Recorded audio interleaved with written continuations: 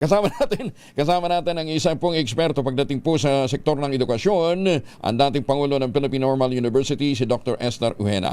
Doc, magandang umaga po sa inyo. Thank you for joining us. Doc Esther. Kuya Angel, magandang umaga sa inyo lahat. Ayan, isa pong mapagpalayang umaga. Dr. Ujena, ano ha?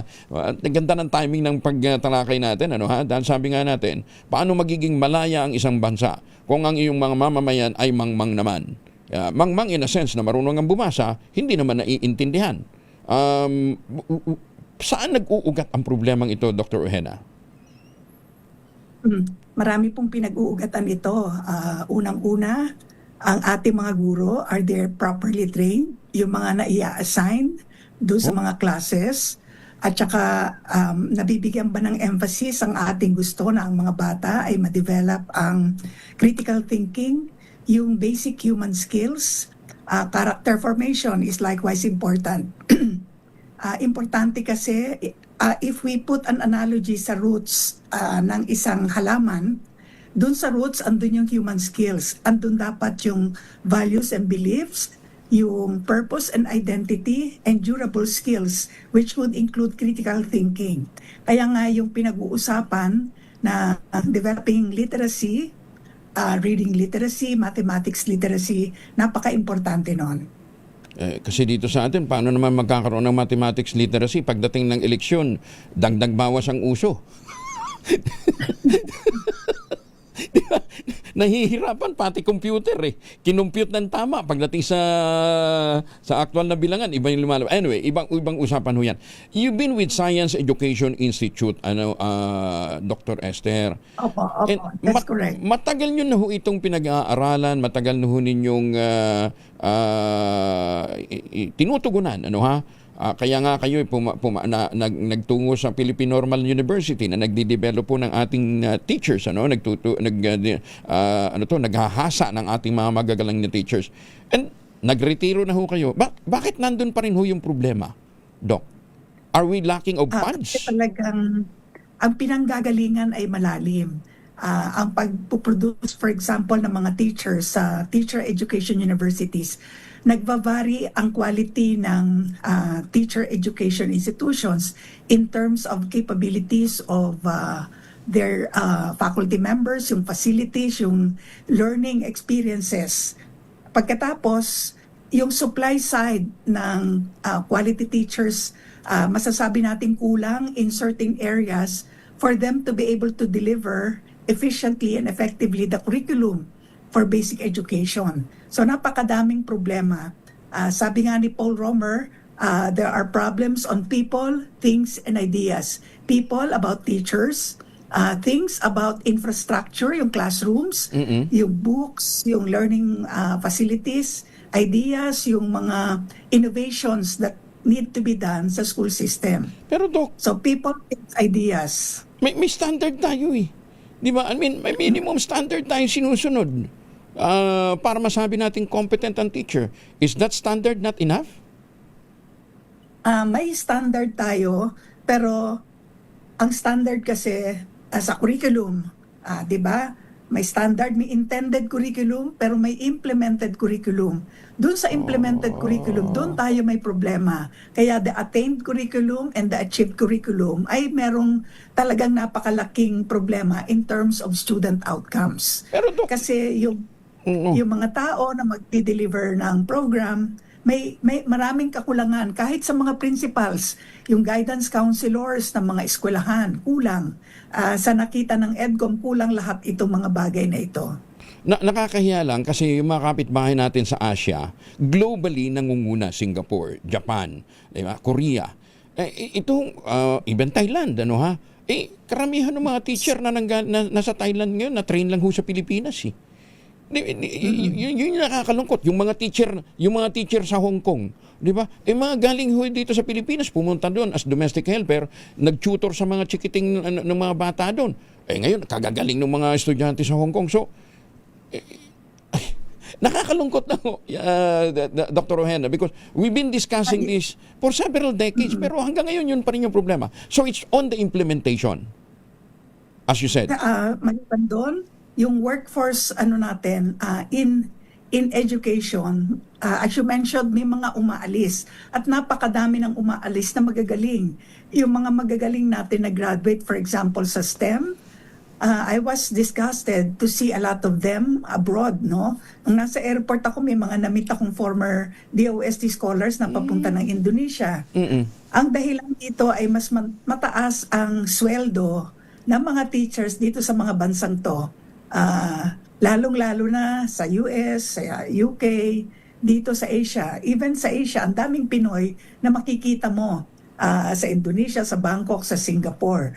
At by the way, nag-o-offer na itong mga ito, ang ating mga neighboring countries ng scholarships for our senior high school students para sa kanila mag-aral. Ha? Imagine that? Oo, ang Singapore nag-o-offer ng scholarship, ganon din ang Thailand and others. Estudyante pa lang natin, huhugutin na. Bibigyan. I learned that may mga offer sa mga science high schools natin. Oo, ng scholarship sa Singapore and other neighboring countries. Teka muna, Doc. So, yung mga outstanding students natin dito, doon sa mga binabanggit ninyong mga eskwelahan, as early as senior high school, they are offered scholarship? Papunta ng Singapore? Oo. Kahit sa US, oo. Kaya may mga pumasa sa Stanford, sa Harvard, sa ganon din sa NUS. Hindi, katwiran natin, hindi bali, mag-aaral sila doon, babalik naman sila sa Pilipinas at malik scientist. Iilan lang naman yung nagbabalik scientist. But again, so ang sinasabi natin, root of the problem is implementation. Pero nag-improve na ho ang pondo natin sa education. And in fact, tumaas na ho ang sweldo. Of course. Tumaas ang sweldo. Karamihan ay sa governance, Kuya Angel. Kasi yung halimbawa, sinasabi kulang ng principals, kulang ng guidance counselor sa mga eskwelahan. Pagkatapos, mababa ang sweldo ng mga teachers natin. Kaya talagang pag tiningnan mo lahat, from the implementation side, it's governance of the school system. Tapos yung matching of specialists, for example, sa math, science, doon sa subjects na ituturo. Oo. Yung workforce matching, napaka-importante niyan. Okay, Doc. In 2013, kung hindi ako nagkakamalo, at 2013, meron tayong ipinasang batas, yung fast track education for science or for STEM teachers, Yes. in-offer ho natin to. What happened? Kasi yun ang objective natin dun eh. Dagdagan natin ang competent teachers na magtuturo ng science and math. Not necessarily kumukuha sila ng education. So, what happened to that law? Ini-implement pa rin ng DepEd. Maligaya ako at in-implement nila. Naalala ko yung batas na yon na ginawa noon. I remember ikaw yon, tapos si Senator Angara. Oo, kasi tinawagan niya pa ako noon. Sabi ko, sir, nag-form ng committee ang DepEd and DOST to implement that program. And I understand that it is still being implemented right now. At yung mga teachers na identified doon, ito yung mga former DOST scholars who wanted to teach. And if they are not graduates in the teaching profession, halimbawa engineering, o kaya BS Biology, papayagan silang pumasok, they will undergo a training. Pagkatapos ay bibigyan sila ng 2 years to pass the licensure exams. So, they're taken in, hindi permanent ang item nila, pero pinapapasok sila on temporary basis. And when they pass the licensure exams, papasok na sila sa regular items. Ito po ay ini-implement even now at ang understanding ko sa DepEd, they are being deployed most of them in science high schools. Nasa okay naman. Okay naman. Nung tinanong ko ang DepEd, ini-implement pa rin. Ma'am, bakit at meron silang committee. Bakit sa science high school natin dinideploy? Kayang-kaya mas mataas ang sweldo ng mga teacher natin. Hindi naman sa mataas. Pero may iba silang incentives of package of incentives, ba't hindi ho sa ibang mga ibang public schools para magdagdag natin mga teacher doon? Yung iba naman sa ibang public schools kasi kulang nga ang mga science graduates. Kulang pa rin? At syempre, ang DepEd naman, gusto nilang palakasin yung science high schools nila na kailangan merong mga science teachers who are properly trained. Based on the report that I got, kasi nung nagpunta kami sa Quezon City Science High School and other schools with the branding of science, yung science high schools, karamihan pala sa kanila yung mga gantong former DOST scholars who have been accepted sa DepEd. So hindi naman failure Kaya pala. magaling ang graduates natin Oo. sa science high schools. Hindi naman pala failure yung batas, ano ho? Ayan, Hindi naman, kaya lang kakaunti lang naman yon. kakaunti pa rin. Kakaunti sila. Oo. So, anong kailangan natin gawin? Dagdagan ho yung programa? Kulang ba yung pondo? No? Mabuti ngayon mas maraming scholarships kasi may scholarships ang CHED, ang Teacher Education Council, at considered priority itong mga areas na to, science, math, and those identified that will help in lifting secondary and basic education. Naku. But that was a law in 20... Problema lang natin, Kuya Angel, marami na kasing mga universities that offer teacher education, but they vary in terms of quality. Karamihan sa kanila, yung mga local universities, for example, mas marami sila kaysa sa mga state universities ngayon, pero kulang ang nagme-major ng science and math. Kasi kulang din ang faculty na pwedeng mag-handle ng courses sa science and math. Take note, ang requirement ng CHED ay kailangan may 3 master's degree holders in a discipline bago ka mag-offer ng program. So kung gusto kong mag-offer ng Bachelor of Teacher Ed in Mathematics Education, dapat 3 yung degree holders in math education. So kung wala, they cannot offer. Yun ang problema. Ganon din sa other disciplines. Ang lalim ng problema natin, Dok. Malalim ang problema. Ang tagal-tagal na nito hanggang ngayon yung pa rin ang natin.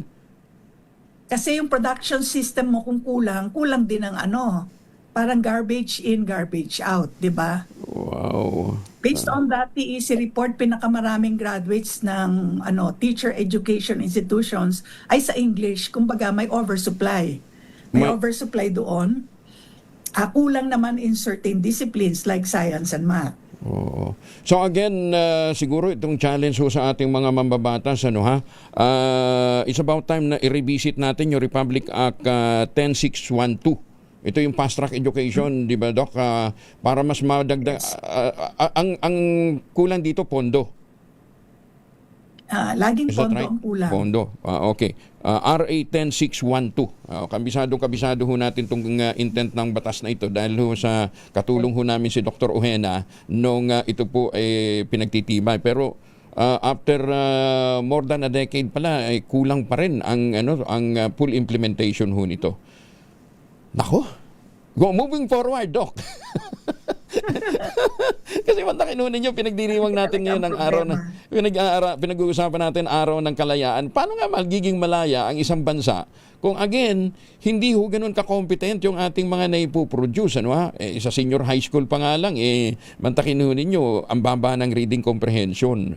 So moving forward, sabi ho ninyo, implementation ng programa. Ano ho ang rekomendasyon ng inyong grupo, lalong-lalo ng EDCOM 2? Sa EDCOM 2 po, napakadami ng mga priority areas na in-identify. Pero ang pinaka-importante, yung 4, supporting early childhood development. Kailangan bata pa lang matutukan na at matulungan yung mga batang nasa ganyang level, yung nasa K to 3 especially.